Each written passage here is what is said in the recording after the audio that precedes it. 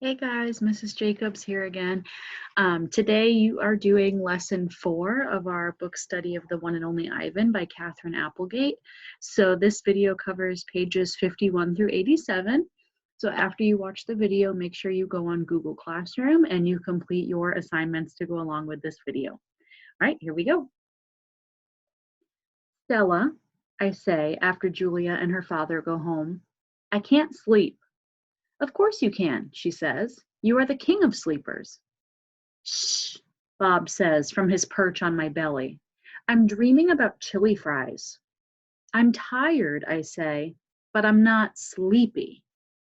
What are you tired of? Stella asks. I think for a while.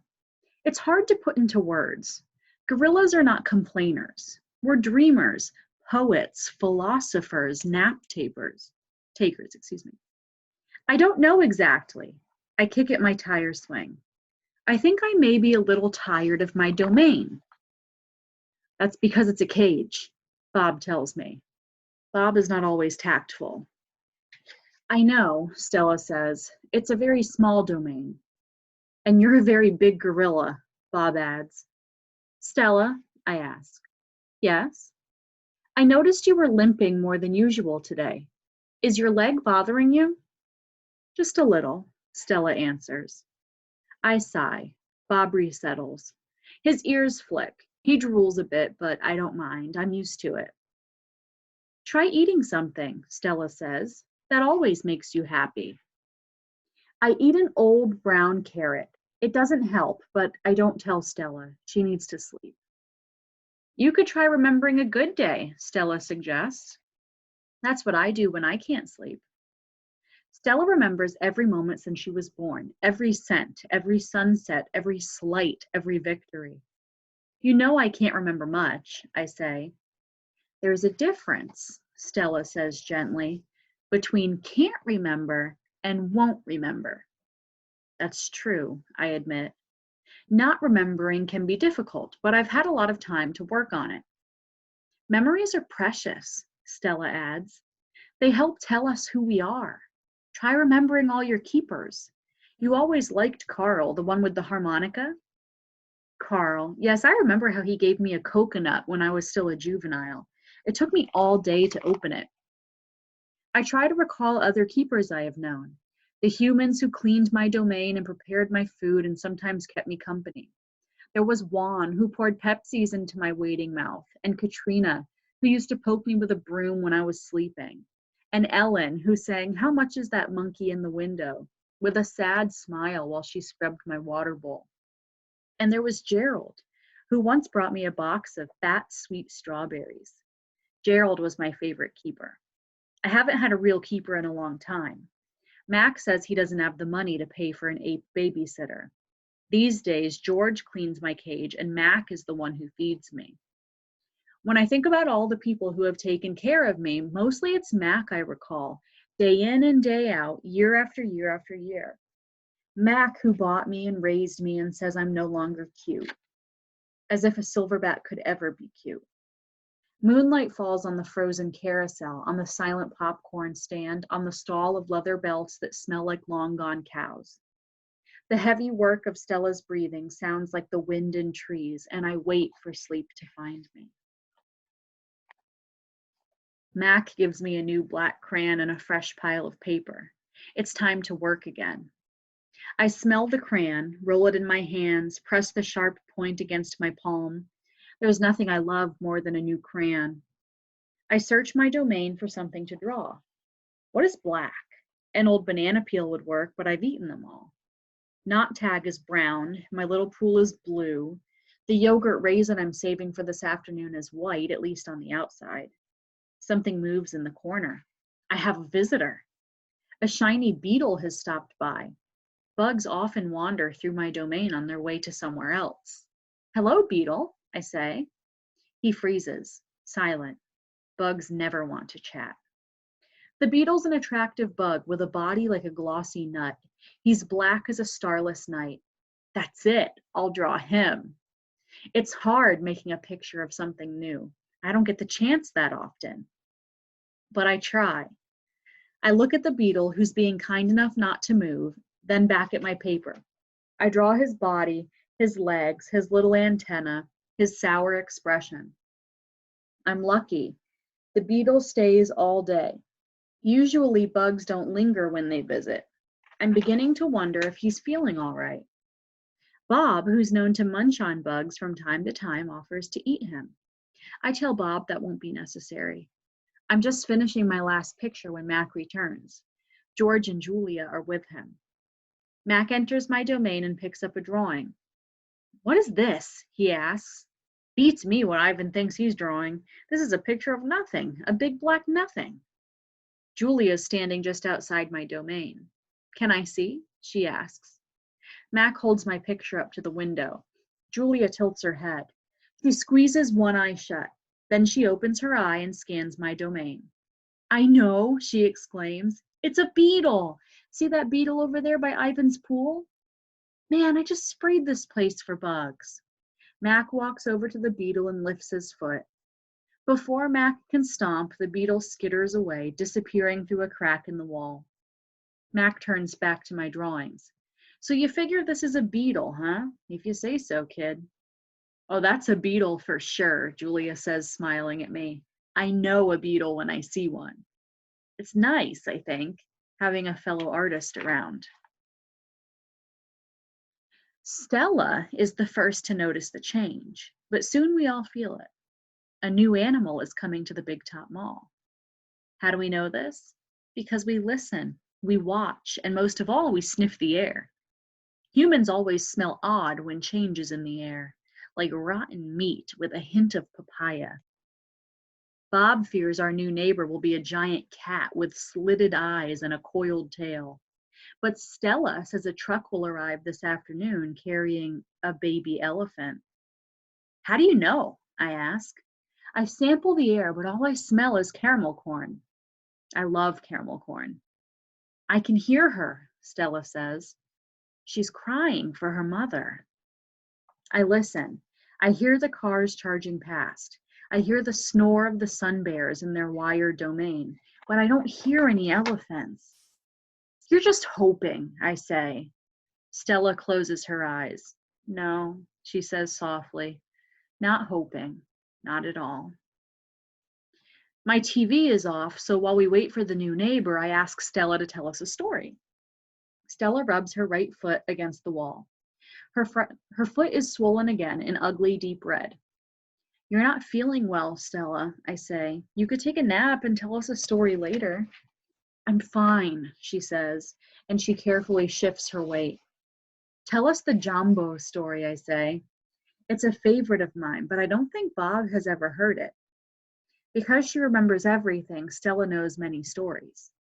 I like colorful tales with black beginnings and stormy middles and cloudless blue sky endings, but any story will do.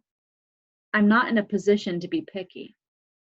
Once upon a time, Stella begins, there was a human boy. He was visiting a gorilla family at a place called the zoo. What's a zoo? Bob asks. He's a street smart dog, but there's much he hasn't seen. A good zoo, Stella says, is a large domain, a wild cage, a safe place to be. It has room to roam and humans who don't hurt. She pauses, considering her words. A good zoo is how humans make amends. Stella moves a bit, groaning softly. The boy stood on a wall, she continues, watching, pointing, but he lost his balance and fell into the wild cage. Humans are clumsy, I interrupt. If only they would knuckle walk, they wouldn't topple so often. Stella nods. A good point, Ivan. In any case, the boy lay in a motionless heap while the humans gasped and cried. The silverback, whose name was Jumbo, examined the boy, as was his duty, while his troop watched from a safe distance. Jumbo stroked the child gently. He smelled the boy's pain, and then he stood watch. When the boy awoke, his humans cried out, "Stay still, don't move," because they were certain, humans are always certain about things, that Jumbo would crush the boy's life from him. The boy moaned. The crowd waited, hushed, expecting the worst. Jumbo led his troop away. Men came down on ropes and whisked the child to waiting arms. Was the boy all right? Bob asks. He wasn't hurt, Stella says, although I wouldn't be surprised if his parents hugged him many times after that night in between their scoldings. Bob, who has been chewing his tail, pauses, tilting his head. Is that a true story? I always tell the truth, Stella replies, although I sometimes confuse the facts. I've heard the Jumbo story many times. Stella says that humans found it odd that the huge silverback didn't kill the boy. Why, I wonder, was that so surprising? The boy was young, scared, alone. He was, after all, just another great ape. Bob nudges me with his cold nose. Ivan, he says, why aren't you and Stella in a zoo? I look at Stella. She looks at me. She smiles sadly with her eyes, just a little, the way only elephants can do. Just lucky, I guess, she says. The new neighbor arrives after the 4 o'clock show. When the truck comes lumbering toward the parking lot, Bob scampers over to inform us. Bob always knows what's happening. He's a useful friend to have, especially when you can't leave your domain. With a groan, Mac lifts the sliding metal door near the food court, the place where deliveries are made. A big white truck is backing up to the door, belching smoke. When the driver opens the truck, I know that Stella is right. A baby elephant is inside. I see her trunk poking out from the blackness. I'm glad for Stella, but when I glance at her, I see she is not glad at all. Stand back, everyone, Mac yells. We've got a new arrival. This is Ruby, folks. 600 pounds of fun to save our sorry butts. This gal is gonna sell us some tickets. Mac and 2 men climb into the black cave of the truck. We hear a noise, a scuffling, a word Mac uses when he's angry. Ruby makes a noise too, like one of the little trumpets they sell at the gift store. Move, Mac says, but still there is no Ruby. Move, he says again. We haven't got all day. Inside her domain, Stella paces as much as she's able. 2 steps one way, 2 steps the other. She slaps her trunk against the rusty metal bars. She grumbles. Stella, I ask, did you hear the baby? Stella mutters something under her breath, a word she uses when she's angry. Relax, Stella, I say. It will be okay. Ivan, Stella says, it will never, ever be okay. And I know enough to stop talking. The men are still yelling. Some of the yelling is at each other, but most of it is at Ruby. We hear scrambling, pounding, shifting. The side of the truck shudders. I'm starting to like this elephant, Bob whispers. I'm getting the big one, Mac says. Maybe she can coax the stupid brat out of the truck. Mac opens Stella's door. Come on, girl, he urges. He unties the rope attached to the floor bolt. Stella pushes past Mac, nearly knocking him over. She rushes as best she can, limping heavily toward the open back door of the truck. She catches her swollen foot on the edge of the ramp and winces. Blood trickles down. Halfway up the ramp, she pauses. The noise in the truck stops. Ruby falls silent. Slowly, Stella makes her way up the rest of the ramp. It groans under her weight, and I can tell how much she's hurting by the awkward way she moves. At the top of the incline, she stops. She pokes her trunk into the emptiness. We wait. The tiny gray trunk appears again. Shyly, it reaches out, tasting the air. Stella curls her own trunk around the babies. They make soft rumbling sounds. We wait some more. A hush falls over the entire Big Top Mall. Thud, thud, step, step, pause, step, step, pause. And there she is, so small she can fit underneath Stella with room to spare. Her skin sags and she sways unsteadily as she makes her way down the ramp. Not the greatest specimen, Mac says, but I got her cheap from this bankrupt circus out west. They had been shipped over from Africa. Only had her a month before they went bust. He gestures toward Ruby. Thing is, people love babies. Baby elephants, baby gorillas. Give me a baby alligator and I could make a killing. Stella ushers Ruby toward her domain. Mac and the two men follow. At Stella's door, Ruby hesitates. Mac gives Ruby a shove, but she doesn't budge. Doggone it, get a clue, Ruby, he mutters. But Ruby isn't moving, and neither is Stella. Mac grabs a broom. He raises it. Instantly, Stella steps in front of Ruby to shield her. Get in the cage, both of you, Mac shouts. Stella stares at Mac, considering. Gently but firmly, using her trunk, she nudges Ruby into her domain. Only then does Stella enter. Mac slams the door shut with a clang. I see two trunks entwined. I hear Stella whispering. Poor kid, says Bob. Welcome to the Exit 8 Big Top Mall and Video Arcade, home of the one and only Ivan. When Julia comes, she sits by Stella's domain and watches the new baby. She barely talks to me. Stella doesn't talk to me either. She's too busy nuzzling Ruby.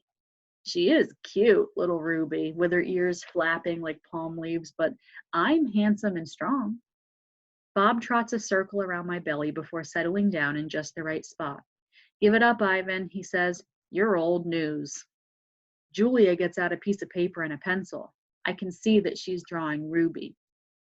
I move to the corner of my domain to pout. Bob grumbles. He doesn't like it when I disrupt his naps. Homework, Julia's father scolds. Julia sighs and puts her drawing aside. I grunt and Julia glances in my direction. Poor old Ivan, she says. I've been ignoring you, haven't I? I grunt again, a dignified, indifferent grunt. Julia thinks for a moment, then smiles. She walks over to my domain, to the spot in the corner where the glass is broken. She slides papers through. She rolls a pencil across my cement floor. You can draw the baby elephant too, Julia says. I bite the pencil in half with my magnificent teeth.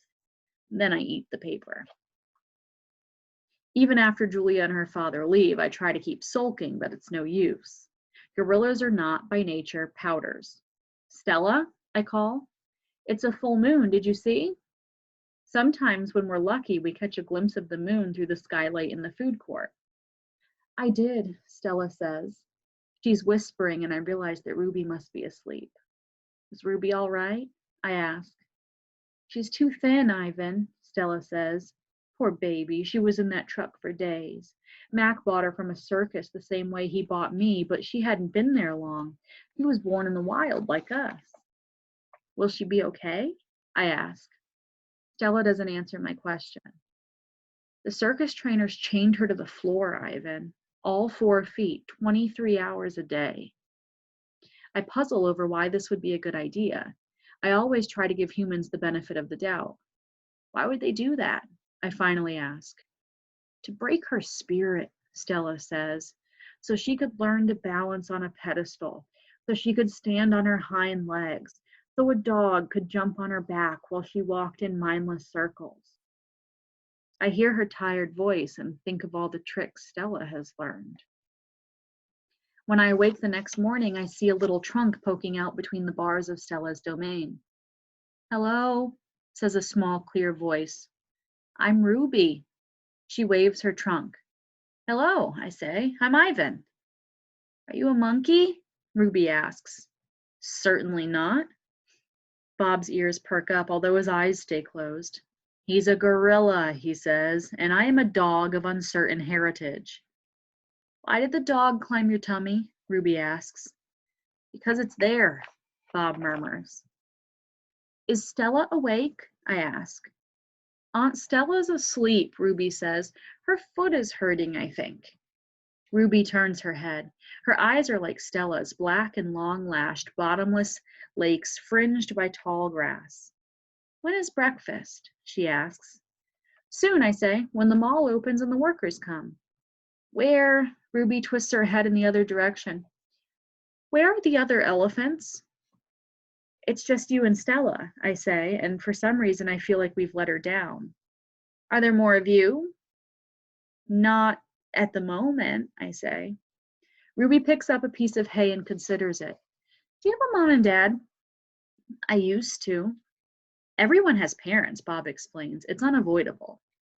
Before the circus, I used to live with my mom and my aunts and my sisters and my cousins, Ruby says. She drops the hay, picks it up, twirls it. They're dead. I don't know what to say. I'm not really enjoying this conversation, but I can see that Ruby isn't done talking. To be polite, I say, I'm sorry to hear that, Ruby. Humans killed them, she says. Who else? Bob asks, and we all fall silent. All morning, Stella strokes Ruby, pats her, smells her. They flap their ears. They rumble and roar. They sway as if they're dancing. Ruby clings to Stella's tail. She slips under Stella's belly. Sometimes they just lean into each other, their trunks twirled around like jungle vines. Stella looks so happy. It's more fun to watch than any nature show I've ever seen on the TV. George and Mac are out by the highway. I can see them through one of my windows. They're next to each other on tall wooden ladders, leaning against the billboard that tells the cars to stop and visit the one and only Ivan, mighty Silverback. George has a bucket and a long-handled broom. Mac has pieces of paper. He slaps one against the billboard. George dips the broom into the bucket. He wets the paper with the liquid from the bucket, and somehow the paper stays in place. They put up many pieces before they are done. When they climb down from the ladders, I see they've added a picture of a little elephant to the billboard. The elephant has a lopsided smile. She's wearing a red hat, and her tail curls like a pig's. She doesn't look like Ruby. She doesn't even look like an elephant.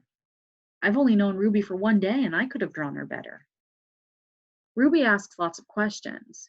She says, Ivan, why is your tummy so big? And have you ever seen a green giraffe? And can you get me one of those pink clouds that the humans are eating?